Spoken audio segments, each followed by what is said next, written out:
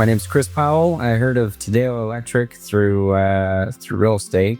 I sell real estate for a living, and always heard good things about their company. I worked with them on a remodel in Pasco. They helped me turn a single-family home into a duplex over at Pasco. And then when we came onto this project, remodeling this house, we took it down to the studs, did it in 2 stages, did the upstairs first and then the main level. Because they did such a good job on our Pasco house, we decided to go with them here on this bigger project here. Tadeo's always had great communication, always answers his phone, always responds to text messages or phone calls.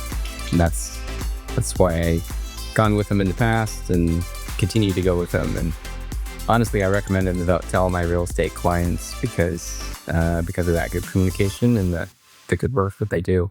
As far as staying on time for the project, we've never had issues. If there's ever any delays, it's typically, actually I can't really remember delays. Usually it's on me if there's any delay, because I do a portion of the work here too. So, but they've always been prompt and call me to schedule the next round of work and stayed on schedule. But yeah, if you're looking for an electrician, I'd highly recommend Tadeo Electric. It might not be the highest rated on Google, but in my book, they're the best electrician in town to go with.